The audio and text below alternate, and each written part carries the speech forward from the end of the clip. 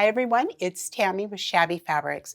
Look at this beautiful collection by three sisters. It's called Sandalwood. I just love this collection. We have the most beautiful quilt made with sandalwood. This is definitely a beginner project. This was made with a jelly roll. This is a free pattern download by Moda Fabrics. You can download this pattern.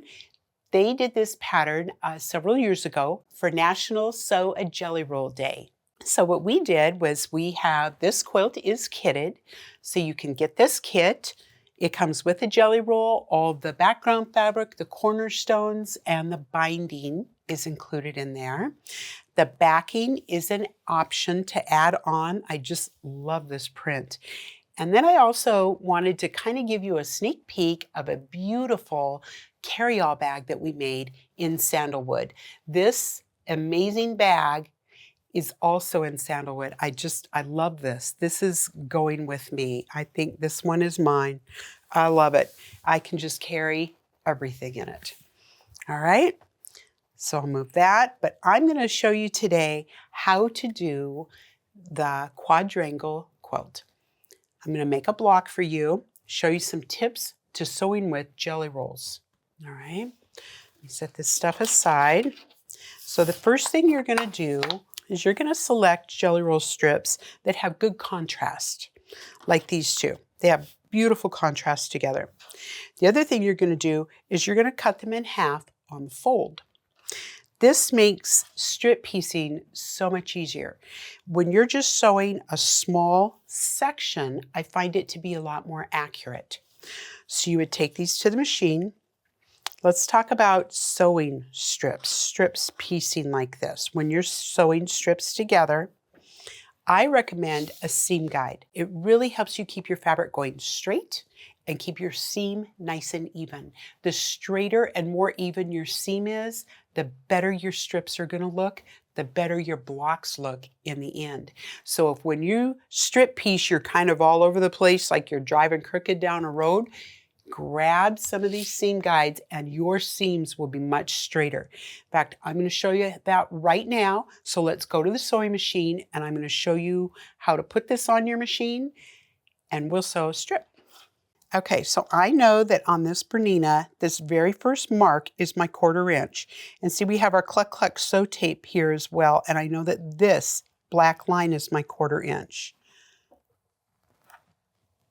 So I can install this seam guide. You see, I can actually get very close to the feed dogs. They're not going to grab that. Okay, so when we attach this down, just like this, now I have a perfectly straight edge to run my strips on. So let's sew, and I'm just going to run my strips right along that edge.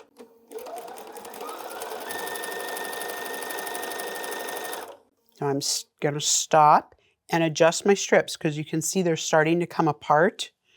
I just want them to stay together. Just light pressure in the front. I'm letting the machine pull the strip through. Notice my hand is not behind pulling the strip through the sewing machine. I'm letting the machine do the work here.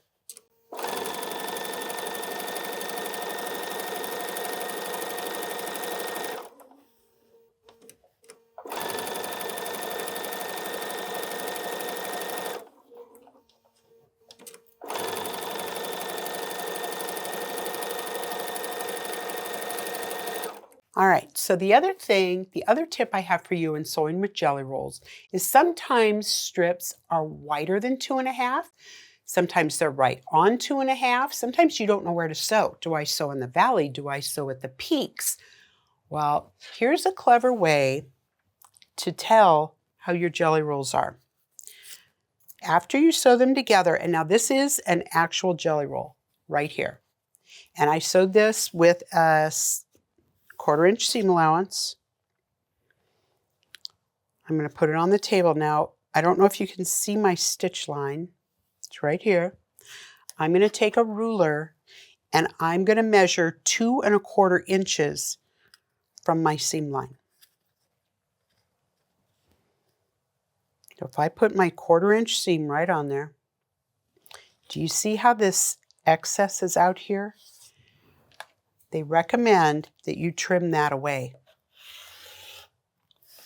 So I would just put my strips down and trim this excess off of here. There we go. Okay, so now I've removed all of the guesswork out of working with a jelly roll strip. And this is already sewn together. You can see that, right? I just had 2 actual jelly roll strips. These strips I cut from yardage because I didn't have another jelly roll. So these strips were actually a jelly roll.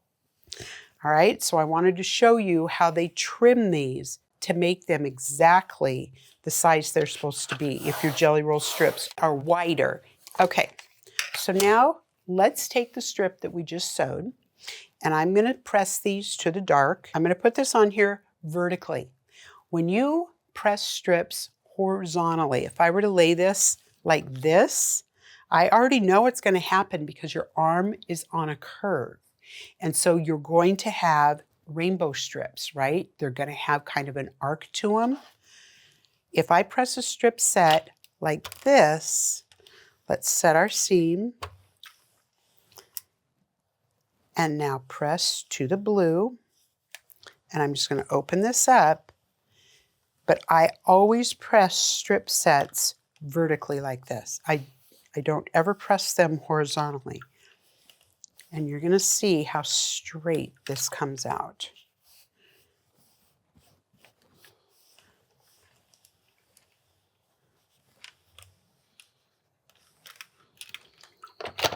All right, let's take a look. So when I lay this on a table, look how straight this is.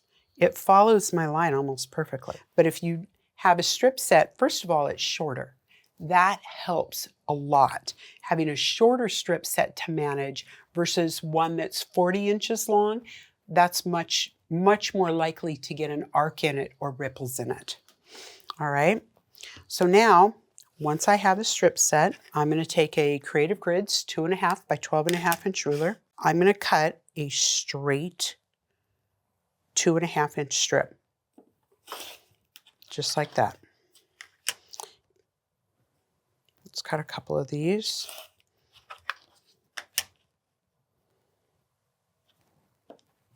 Just like that. All right? Okay, so the next thing we're going to do is we're going to make a 4-patch. 4 patches are fun. They're easy. So I'm going to take 2 2.5 inch pieces, set them like this, fold them right sides together, and now I'm going to nest this seam allowance right here. And I'm going to pin that seam allowance with a Clover extra fine patchwork pin. You see how that pin just kind of sits right in there? It doesn't disturb the seam too much. However, it is keeping these 2 fabrics right where I want them. All right, and then we're just going to sew 1/4 inch, corner to corner. Here we go.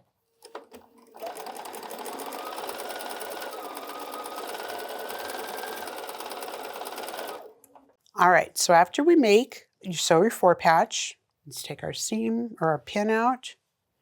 Look at that, my seams line up perfectly. That's what I'm looking for. So I'm just going to press this either way. However way you want to press this is fine.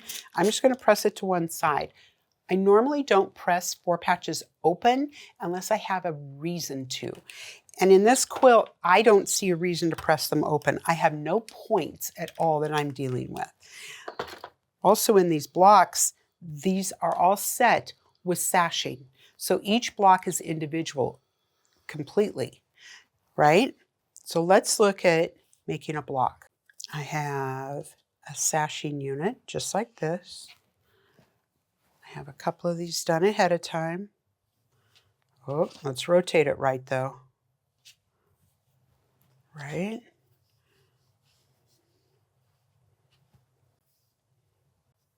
Okay, so let's continue laying out our block. So I have sashing and a cornerstone just like that. Okay, so we're going to sew block to sashing here, and I'm going to press toward my sashing. I'm going to sew my cornerstone to the sashings and press again to the sashing. Same thing here, blocks to sashing, press towards sashing. That way everything is going to nest together when we go to make the final block. All the rows are going to nest. It's a beautiful thing. Okay, so let's go ahead and put our sashing on to these two. All right, so I'm going to pick this up, turn this over, and I'm going to put at least one pin in this. One pin right here at the seam allowance to hold it going flat. I'm going to go ahead and pin the end of this, because sometimes when you're sewing, when you start sewing here and you get to here, these two edges are walking away from each other. I want them to stay tight. All right, so I'm going to go sew this, and I'll be right back.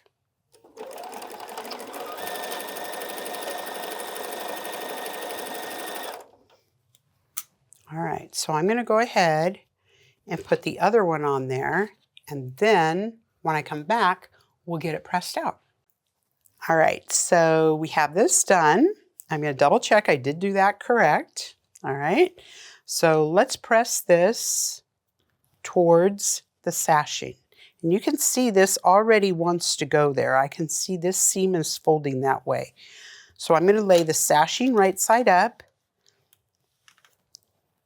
press this, and press it over, just like that. I'm going to turn this one over, sashing, and press toward it. Let's make it behave here. Be the boss of my fabric, right? Give it a little steam. There we go. That looks great. Okay. All right. Whoop, that's upside down. There we go. Perfect. All right, that's how this goes. So we're going to sew a sashing unit. I made a couple of those ahead of time, and I did press toward the sashing. That one goes here, just like this. All right, and then I have a couple of blocks sewn ahead of time here, and they go like this. So what I'm watching is I'm watching to make sure that my darker fabric is making a cross. It's making an X, all right? So now we would put this onto here, right? And these are all nesting. These now nest, and you're going to want to pin this to make sure that these seam allowances stay where they are. Go ahead and sew that 1/4 inch, just like that. And see how I press that? Right to the sashing, that's right. It just keeps that block so nice and flat. See that? Nice and flat. I love that. All right, now we're going to put the top on it, just like this. And again, nest your seams, pin it, and sew. And here's your block. Okay, let's take a look. See how I pressed all my seams right back to that sashing. It just, all these blocks just laid so flat. That is how we make a block for quadrangle. To put it together into the quilt, you're going to use some 9.5 inch sashing strips, just like this. On either side of your blocks, you have a sashing row that comes in like this, and cornerstones. That is a beautiful block. I love the way you can make a pattern with this. There we go. So you don't really see the pattern in the initial block, but when you put it together into this whole big quilt, look how these X's go across. I just love this quilt. It's beautiful. So thank you so much for joining me. That's all there is. Quick and easy, really fun quilt to make. So grab a jelly roll, pick up a kit, or grab your favorite jelly roll and start sewing. I'll see you next time on a Shabby Fabrics tutorial.